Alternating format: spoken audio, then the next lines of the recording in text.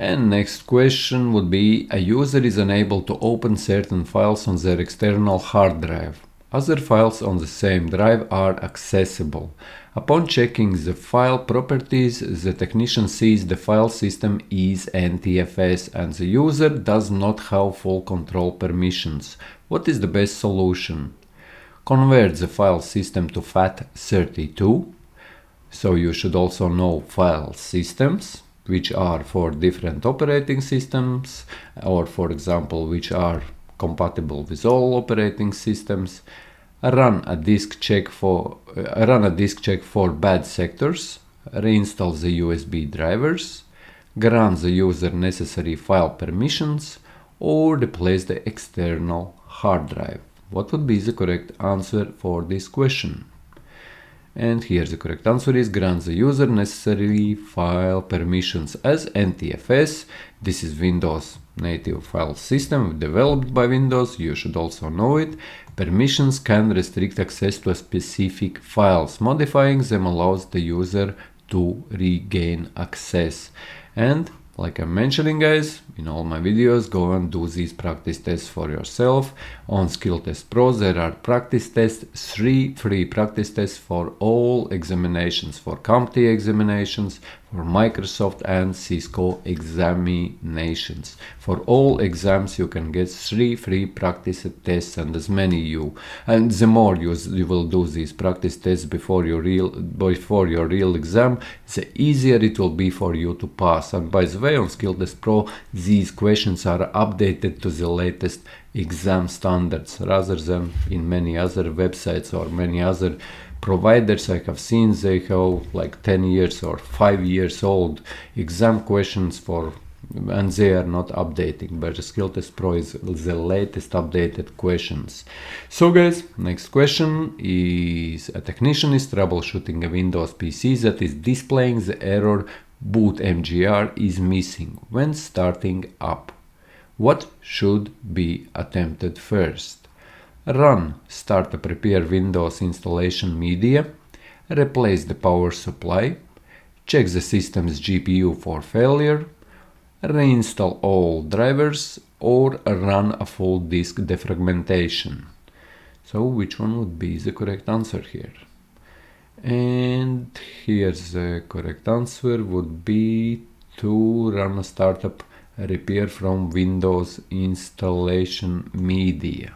Yes, boot MGR errors often indicate boot file corruption, which can be fixed using startup repair. And next question, a user reports that their laptop is no longer connecting to Wi-Fi networks, even though other devices in the office are working fine.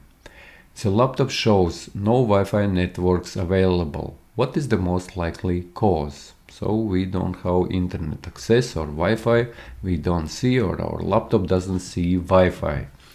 The router is overloaded, the Wi-Fi password was changed, the laptop's wireless adapter is disabled, the firewall is blocking connections, or the laptop's antivirus is outdated.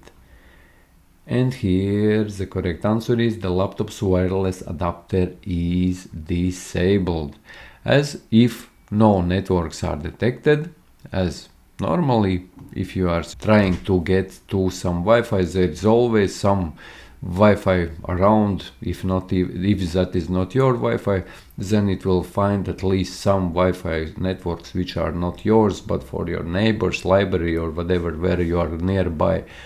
But if it doesn't find any Wi-Fi networks in your area, this most likely could mean that laptop's wireless adapter is disabled, so it's not even searching, as the wireless adapter may have been turned off either manually or by system settings. So all you need to do is enable your Wi-Fi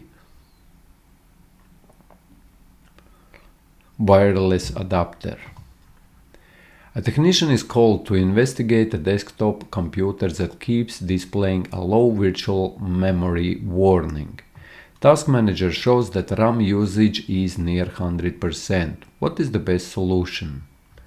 Reinstall the operating system, upgrade the RAM, disable background applications, defragment the hard drive, or increase page file size. And here the correct answer is that we should increase page file size, as increasing virtual memory, which is page files, can help compensate for high RAM usage, preventing system shutdowns. A user complains that they are unable to access shared network files after a recent Windows update. Other users can still access the shared drive without issues. What should be checked first? The router's firewall settings, DNS server configuration, the user's browser cache, the DHCP lease expiration, or network drive mapping settings. And here the correct answer is the last one, most likely network drive mapping settings, as Windows updates can sometimes remove or reset mapped drivers, causing access issues. A user reports that their Windows system is displaying the no boot device found error after restarting. The technician confirms that the hard drive is detected in the BIOS. What should be the next troubleshooting step? Reinstall the operating system, replace the hard drive, and by the way guys, when you are seeing something like reinstall the operating system, in 19% or 99% of cases that will never be the correct answer. However, there will be that answer like reinstall the operating system or change the motherboard, where these like very critical answers are never the correct answers, because that is pretty much you are resetting all system, or if it's required for to in your system or in your computer to replace the motherboard, this is pretty much already replacing one of the most expensive parts in that computer, or pretty much that would be replacing your computer. That's why in 99% of cases, like reinstall the operating system, like all Windows or all Mac OS operating or all Linux operating system,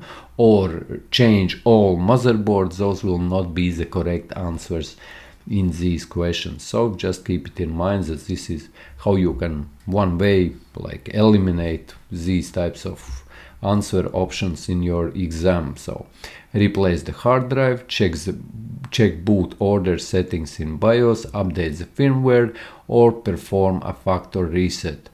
And by the way, it doesn't apply to hard drive, as hard drive is just one small component if we are talking about the physical parts of your computer, where motherboard is, or where operating system is the main part. It's not like reinstalling one application on that operating system, or replacing only hard drive on your motherboard, or replacing a fan, which are cheap, relatively cheap parts of your computer. So which one would be the correct answer? And sorry by disturbing you guys with all this talking.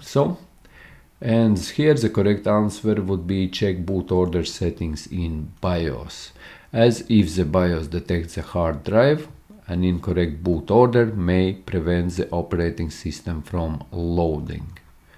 A company has implemented a policy requiring all users to use complex passwords, but they are still experiencing unauthorized access incidents. What additional security measures should be implemented? Network segmentation, disabling USB ports, enabling guest Wi-Fi two-factor authentication or 2FA, blocking non-standard ports. And a correct answer for this question would be to implement two-factor authentication or 2FA, as 2FA or two-factor authentication adds an additional layer of security by requiring a second verification factor beyond just a password, and that is like, for example, who you are, what you know.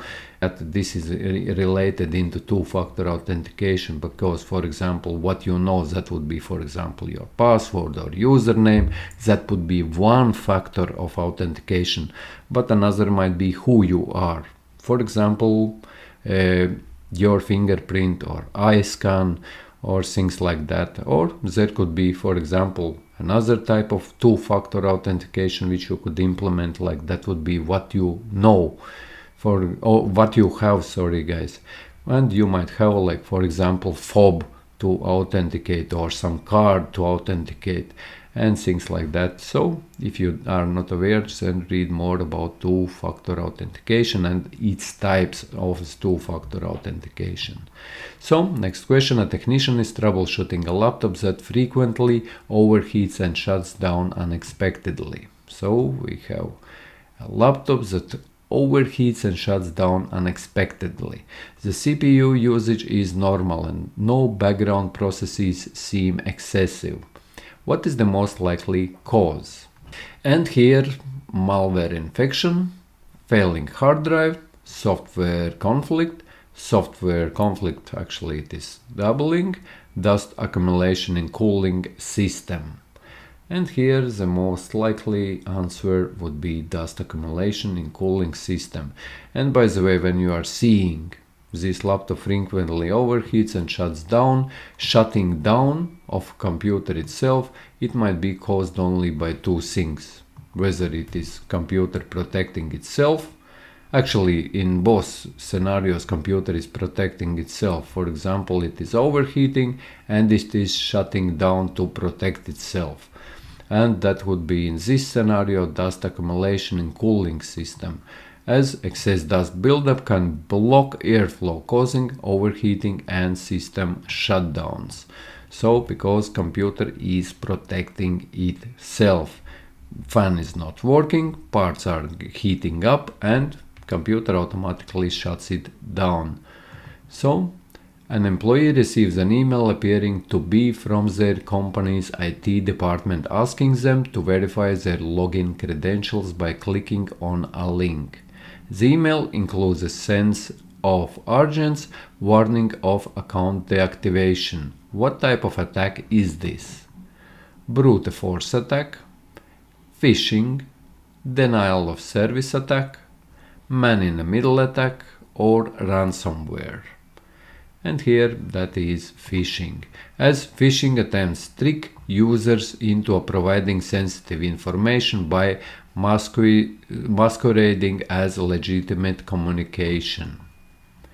A user reports that their computer is running extremely slow. Task Manager shows that disk usage is consistently at 100%, even when no applications are open. What is the most likely cause? Malware infection, a failing hard drive, too many browser extensions, low Wi-Fi signal strength, or incorrect power settings.